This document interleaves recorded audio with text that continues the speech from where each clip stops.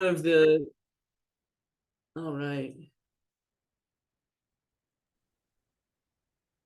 All right, good. I'm glad we're back. So, and on VA, you can do 1 to 2 units, not like you can on FHA where it's, 1 to 4.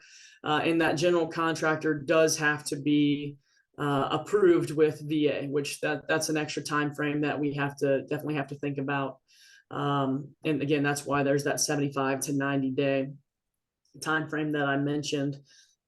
And again, on that third party renovation consultant is mandatory. So overall, if you can really hear what I'm saying about that third party consultant, I would say it's probably a good idea to go ahead and have that person involved from the get-go, if at all possible.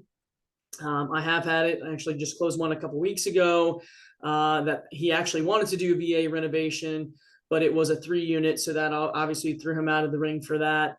But they also, decided that between him and the listing agent was double dipping, good for him. But he, they said, oh yeah, we know that there's some roofing replacement and or repairs that need to be done, and there's box gutter issues. So they really just wanted to do that. Got a bid for those things, ordered the appraisal based on that. And the appraiser came back and had about 8 more smaller items, nothing crazy, nothing too, insane there, but that did need to be addressed. So then we had to get the bid updated. Had we had the HUD consultant involved from the get-go, we would have been aware of those and been able to have a bid ahead of time. Again, still was not a deal breaker. Actually, we closed that one in 29 days. So even with having to go back and have the contractor add some items to his bid, we were still able to get that closed relatively quickly. So that is good stuff there as well. We do have other alternative programs. We do have adjustable rate mortgage programs through some local brokerage relationships that we do have. Those types of things, probably like many others that if you've dealt with Stephanie on any of those are going to be clients typically that have 700 plus credit scores. They have money to put down, 15, 20, maybe 30%. And some of those programs will also allow the buyer to be their own general contractor based upon a skill set, which, there's a time, talent, and asset letter that would be required in the other loans that we talked about as well. And there are investment properties allowed, again, typically no flips. Those are things where they want to do the renovations, but they want to hold on to it and rent it out for a little while. So and on those, again, some additional costs are involved. But speaking of additional costs on the loans, the renovation loans, the FHA, the VA, and the conventional, there really aren't any additional fees that are closing costs that they have to pay out of pocket. There are fees, but they the cost of the loan. So that's definitely something to be mindful of. They probably will, though, end up paying a point to a point and a half. So, if we're quoting a rate at, let's just say, 6.125 with no points on a regular conventional loan for the conventional renovation loan, it might be 6.125, but we might be charging them a point up to a point and a half for that same rate. So just, again, something to kind of be mindful of. A couple other things. So on seller paid closing costs, I know that's not exactly coming back. I'm seeing it more often than we have the past few years. But obviously that can be a need for certain people. And so same thing applies with the other guidelines. There are caps, FHA, 6% of the purchase price. And that's something to be mindful of when you're doing renovation loans, because the closing costs, and I'm saying like even owner's title insurance, lender's title insurance, and some other fees, again, that point or point and a half I was talking about, that's based upon the loan amount, not just the purchase price. So on lower purchase price amounts, sometimes that 6% may not cover all of the closing costs or even the majority of closing costs for that buyer. So again, just something to be mindful of on the closing costs and how much the seller can pay towards those. So and I think that's kind of like my overcap of how renovation lending works. I really just wanted to say to you all what I think there's an opportunity for you One is that you know about this. A lot of agents, and listen, you're not the only one that doesn't, or that you've never done one, or maybe you've done one. If you've done one, you're already ahead of the curve, because most agents have not done one.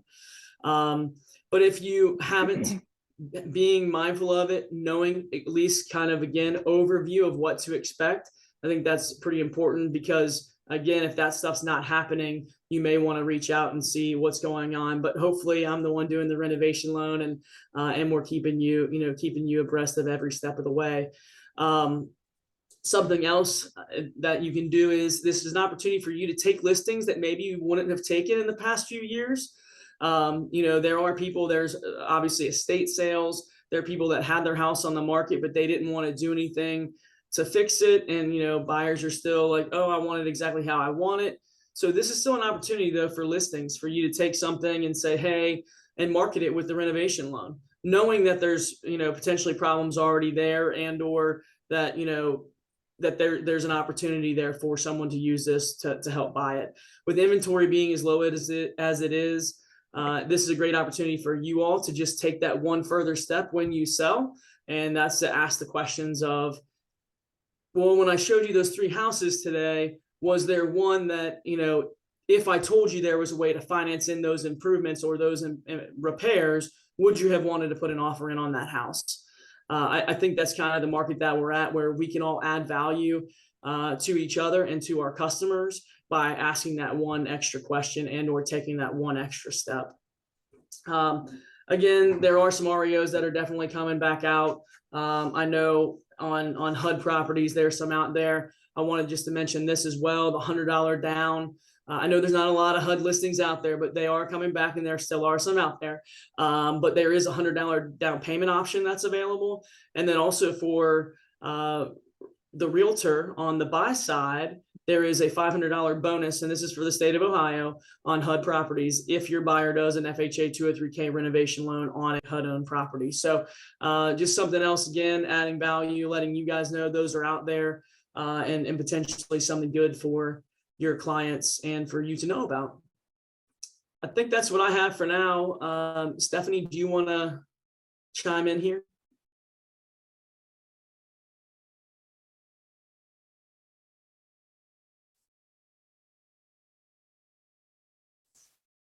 Or does anyone else have any questions? Can you hear me? Yes. Oh, yes. So does anybody else have any questions? I love that you said, like, it made me think, so sometimes potentially, instead of, if some repairs come back on the property, instead of just automatically assuming that we have to ask the seller to complete those repairs, or instead of, thinking we have to do a price reduction, at that point, could we switch it to a renovation? Like, if it's a small amount and we could just switch it over to a streamlined FHA, or maybe a conventional renovation loan, instead of immediately thinking we have to do a price reduction, or immediately thinking we have to go back to the seller and ask them to do those things? 100%. And that's, thank you for bringing that up. I think that might be something that I've been kind of sending out to you all. Yes, if there are inspection issues and or appraisal issues, instead of letting the deal die, thinking renovation, that could be a savior, is going to help all of us. Again, you already are under contract. Everybody wants to get that house sold, and someone wants to buy it. So it's a great opportunity to think about renovation, and definitely you would not necessarily have to go back and renegotiate a price or anything like that. But renovation lending can definitely fill in to help get that deal closed. Awesome. I thank you so much for your time, Stef. Does anybody have any questions before we let Stef go? We had another question about if this includes investment properties. So we can do single family investment properties. And I'll say this, that there might be a broker relationship out there that doesn't just restrict us to single family investment properties. Those are going to be case by case. And like I said, those are not going to be flip opportunities. Those are going to be opportunities where they want to hold. So let's say it's a 2 or 3 unit property that they want to do renovation on. That potentially could happen, but they're going to need to want to hold on to that property and not try to sell it right away. Perfect. Anybody else, any questions while we have Stef on here? She is an absolute wealth of knowledge. So if there's anything you're wondering about, any situations you've ran into, any listings you're about to come up on, feel free, throw it out there. I'm sure she'll have the answer for you.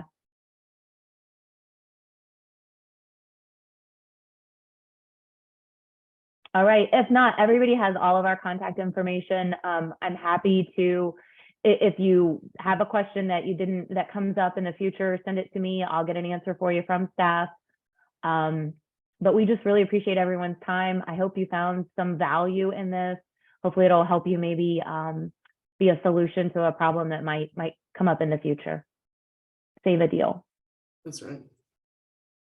All right. Thanks, everybody. I hope you have a great afternoon. Thanks again, Stef. I so appreciate your time. Oh, you bet. Thank you all so much. Have a great day. Bye-bye. See ya.